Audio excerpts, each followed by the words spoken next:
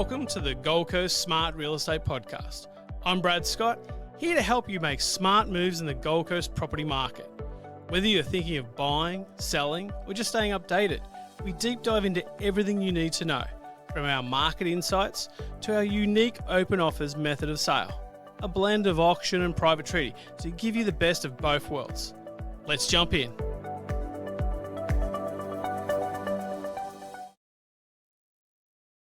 Hello and welcome back to the Smart Real Estate Podcast. Once again, I'm joined in the studio by Brad Scott, the principal of Smart Real Estate here on the Gold Coast. And today, again, I want to start looking at more properties that you've sold recently and just talking through, what they're all about, how it all happened, the story behind the sale. And so let's start. 16 Floyd Court, Parkwood. Now, how long ago was this sale? This one was a few months ago. Okay. So, bit of an interesting story with this one. So, essentially, the seller gave us a call and wanted us to come out and have a look at the property. Beautiful 3-bedroom, single-story house. Okay. Parkwood's a nice suburb there. I live in Arundel, just across the road. Yep. So, a few little challenging things with this property, that it was a little bit lower down, and it also backed onto the Smith Street motorway and the Gold Coast light rail. So, a little bit noisy. When we went out to see the client, we're looking at comparable sales and trying to ascertain value. And this one was pretty easy because directly next door at number 14, another agent had sold a basically cookie cutter like-for-like property. Sure. 1 year earlier for $750,000. Wow. Okay. So you've got that to look back on. Bit of a base to sort of compare with. Our property had a pool, which was worth about an extra $50,000. Yep. It was rendered for about $10,000. It had some solar panels for an extra $5,000. So just a quick question on that, if I can interrupt for a second. Is that a standard thing for about 50 for a pool? Yeah, it used to always be sort of 20 to 30. Post-COVID, now it's about sort of 50 as a ballpark. Okay, cool. I'm just interested. I never really thought about what it actually adds. Okay, yeah, cool. So they can go up to 100,000 with landscape and everything like that. But ballpark, around 50 on average. Okay. So your renders about 10, solar panels are about 5. So, we're sort of looking at it and going, okay, 750 plus 65 is 815 with a bit of capital growth over the last 12 months, probably sitting around 850. Okay. I said, what price would you like to achieve? They said, we'd like to get, sort of 9, and I said, okay, well. Stretching it, but. Yeah. Yep. And then they said, if you could get 950, that'd be really good. And I said, okay, well. In this street, the highest sale ever was $950,000, and that was for a 4-bedroom house, renovated up the hill. It was a sort of higher on the hill, and wasn't backing onto the tram and the Smith Street motorway. So I said, look, just trying to manage your expectations. Realistically, we're probably not going to get the same price, like for like. Yep. So we explained the open offers method of sale, how we do marketing a little bit different. We get buyers from out of state. Everyone knows how much I love the open offers method of sale. Yep. And so the results were in, and basically over 16 days, we ended up having, I think it was about 63. Crikey, I've just seen the price. Yeah, we had 63 groups through over 16 days. We had 13 qualified buyers register their interest, and we had 37 offers in that 16-day period, and we ended up selling the property for $1,095,000. Wow. Cash unconditional. Wow. Done deal. So happy seller. Very happy seller. And it was a bit of a unique one because we actually ended up having 3 offers all around. We actually had a higher offer at $1,098,000, but that was subject to pest and building and finance. Right. So I said to the client, I said, look, if we accept that offer, there's a chance it could fall over. So we actually negotiated a little bit with one of the lower offers that was cash unconditional, used that offer to get them up a little bit, and then we got the deal done. That's interesting. With this open offer, you don't have to take the highest correct, offer. Yeah. Right. So actually we had 2 higher offers than that one by an extra $3,000. Yep. But I said to him, look, the reality is these offers won't go through on valuation because it would probably val at about $900,000, I think, best case. Yep. And we're $200,000 more. So, that's why you have to be smart. Yep. It's not about just getting the highest possible offer. It's about getting the best offer and the highest offer that's going to go through to settlement. For sure. Because at the end of the day, you can have an offer for $10 million. If it doesn't settle, it's not worth the paper it's written on. So, for anyone watching on YouTube, I'm not sure if you can actually see that, but this is so interesting, and this is why I'm such an advocate for the open offer method of sale. You can see as and when what offers coming in and at what time, and so you can see as you look it through this, the date and where it started and how quickly it's risen. How much interest is there early in that 14-day period. Yeah. And of course, like any auction, it starts to go. They all come in towards the end, don't they? So, and it's a sort of a hybrid between private treaty and auction, because it's not technically an auction because we don't have a reserve price. No.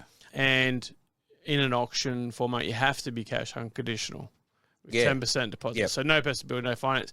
So this allows buyers who want to have finance and person building participate. Yep. The seller has no reserve price, so they don't have to sell. They're not obligated to sell. And at the end, we don't have to take the top offer. We can look at the top 2 or 3 offers, sit back, talk about it, and then decide on which is the best offer for the seller. Yep. So that was also a bit of an interesting one too, because they talked about 5 different agents, that one. Really? And Okay. so they had 5 agents in. I think I was the most expensive one. Okay. Probably the only one with open offers. we were the only one with open offers. I think our fee was about 1% more. And they said, Brad, that's going to be like an extra $10,000. That's a lot of money. And I said, look, I appreciate that and understand that. I said to him, look, if we got you an extra $15,000 than what the other agents who have come in have got you, would you see value in doing what we do? And do you think there's a chance that we could achieve that? Do that. And they said, yeah, sure. Like, we think you're going to get more than what the other agents are going to get. And I said, well, look, that's why you pick an agent. Yep. An agent is to deliver value above and beyond what others can do. So at the end of it, we got 200,000 more than what they want. Yep. And I said, was it worth spending the extra 10 grand? Yep. And they said, yeah, definitely was, Brad. So Fantastic. Great result. Yeah. All right, let's move on. Okay, 3 Lanty Street, Southport. So how close is that to the Broadwater? Lanty Street's kind of just off Cotloo Street. Okay, so in around that area, yep. Yeah, so not too far. Lovely looking photo. Yeah, beautiful. Nice pool. Yeah, it was like a renovated 3-bedroom house with a pool, little Balinese hut. Okay. I actually, really great clients, and they actually came and saw us at another property in Southport about 12 years ago. Mm-hmm.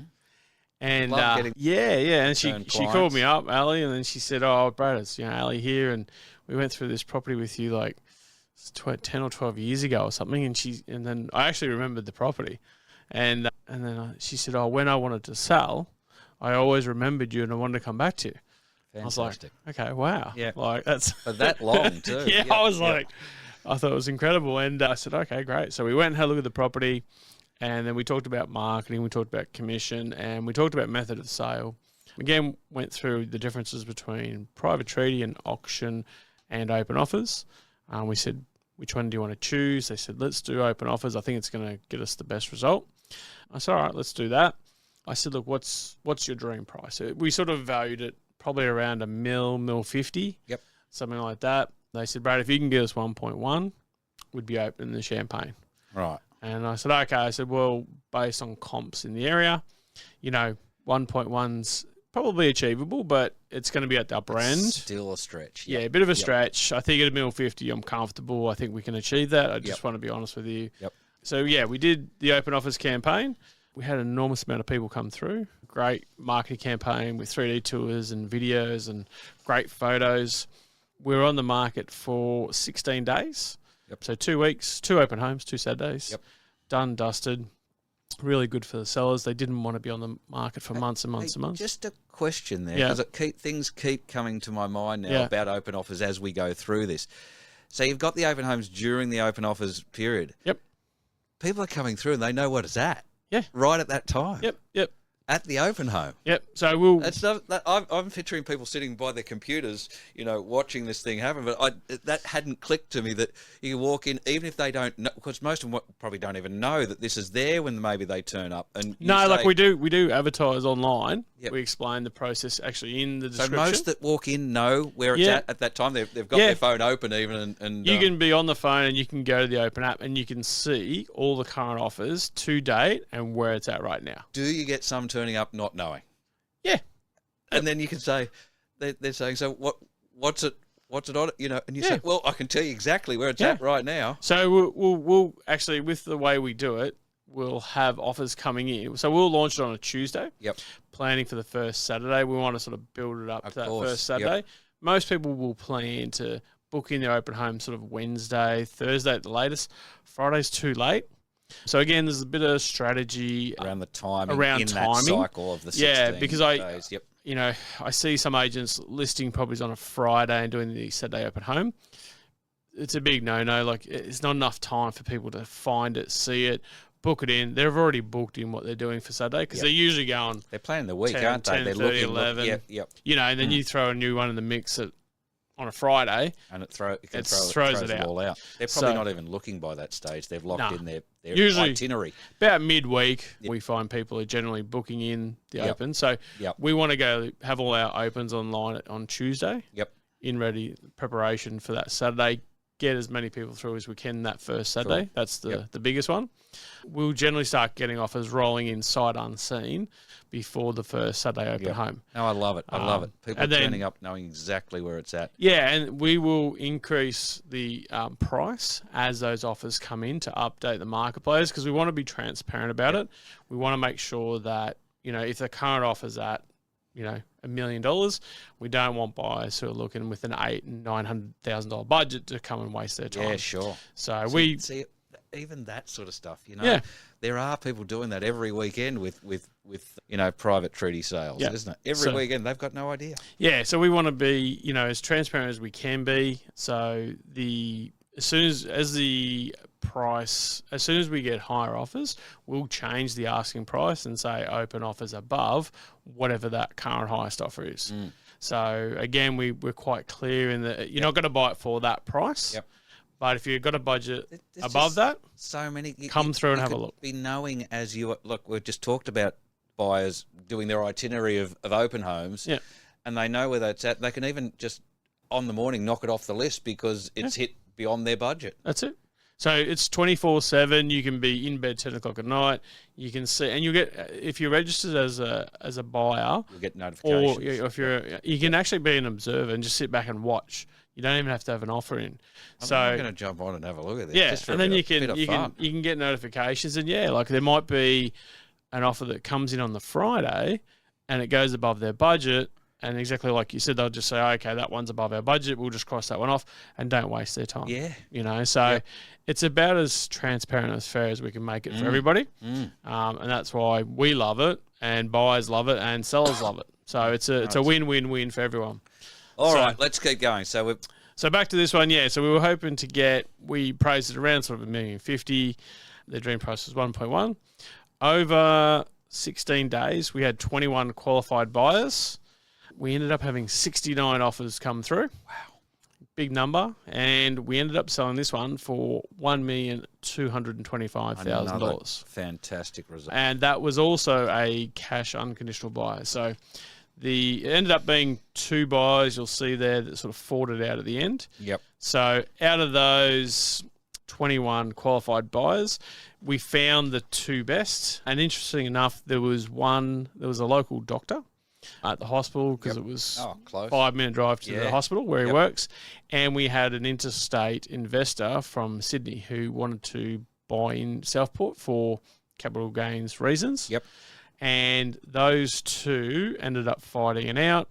And I think it was the local doctor that won that one. So that was a great outcome. About $125,000 over the clients. Well, their expectation, because there is no asking price with open offers. Obviously, it's what the market determines. That's it. We always end up talking about this in detail because it just is so interesting to me. One question I probably did have as we were going through that was, you obviously they've still got the option with you to do an auction or to do private treaty. When you explain this, how many do you still get doing one of those too? It's pretty rare. So there would have to be a specific reason, wouldn't there? Yeah, so we Generally? we go through the pros and the cons of each of the different methods. Yep. Auctions are good in that they're transparent, they have a defined deadline, and you're dealing with the best buyers. Yep. So they're cash unconditional, they're ready to go, and there's no out. Yep. So some properties will be better for an auction where you sort of definitely need to sell it. Yep. And you need that, if the seller's motivated or there's reasons behind why they have to get it sold. Might be building issues too. So if there's termites or stuff like that, doing a pest and building on a property with termites is not good. Yep. So it's better to be transparent about that and just say, look, we're selling by auction. It is what it is. So that's pretty rare, those sort of cases. But with private treaty, you'll generally have a lot more buyers. So with auction, we probably have about 5% of buyers in the market that are cash unconditional ready. Yep. So you'll get a stronger buyer, but they generally won't, compete and pay a higher price. Cash buyers want a good deal. Yep. And that's why they're cash. Yep. And they'll sit back and they'll just like, yeah, I'll let this one go. And they'll negotiate because they kind of hold the cards. They know that's what and what a seller would love ideally to have. Yeah. Yep. And if they're just like, if there's them and one other party and they're both cash, well, they don't really need to go crazy on the price. They can sit back and say, well, I'm kind of in the sweet spot here. With private treaty, some of the good things is you'll have 100% of the buyer pool. Yep. So you'll have buyers cash unconditional and subject to pest and building finance and subject to sale sometimes for the highest risk buyers. Yep. And you'll have all them parties competing for the property. So that will generally achieve a higher sale price. Yep. The downside to it is there's no defined date. So it will just take a bit longer. Yep. So instead of it being done in 2 or 3 weeks, it can be 2 or 3 months. I was talking to another client yesterday. They've been on the market for 6 months. Yep. 2 different agents still haven't sold. They've had one buyer and they've had one offer. Wow. So, whereas you sort of look at our numbers and the difference of what we're achieving. So the good thing with open offers is it kind of culminates the two. With private treaty too, because it's private in nature, buyers are not legally allowed to know what the other offers are because once you have multiple offers, 2 or more offers, which most of our properties are, you have to put in your best and final blind. And it's blind, It's blind. So we can't legally tell you what the other party's offering. That puts them at, it's called gazumping. It's illegal.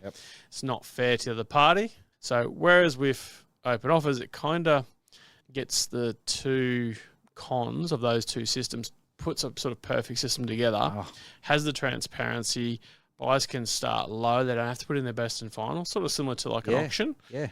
With the bidding process, they're allowed to have pest and building and, conditions. The seller doesn't have to sell it. Nope. Like an auction. Yep. There's no reserve price. So it's very flexible for buyers, for sellers. Sellers love that they're not under that stress and pressure. There's not this big hard push at the end of the 4 weeks. They'll see over the 2-3 week period, like where the offers are coming in at. And into that 3 weeks, I just say, look, if you're happy, sell it. If you're not, totally okay. As I've said before, it's the perfect system as far as I can see, and I don't know why the industry as a whole hasn't, for you, I think, very good thing. Yeah. But it's bizarre to me that's the case. Yep. But look, we've probably come to the end of this particular episode. We do have more properties that we'll go through in future episodes. But look, if you're interested in the open offers method of sale, which it'd be crazy not to, jump in and talk to Brad and his team at Smart Real Estate. www.smartrealestate.com.au is where you can get in touch, reach out to Brad directly. Look, make sure you hit subscribe to make sure you don't miss an episode. Give us a rating. We want to know what you think. Anything and if you they've want got to any comments or anything they want to hear about on future episodes, just let us know and we'll do an episode on that. Perfect. Excellent. Thanks for coming in, Brad. Appreciate it. Thanks, Adam. Cheers. Thanks for tuning into the Gold Coast Smart Real Estate Podcast. Remember, if you're thinking of selling, be smart. Explore your options and consider the power of open offers method of sale to maximise your result. Don't forget to subscribe so you never miss an episode. And if you found today's insights helpful, feel free to share with a friend. Until next time, happy house hunting.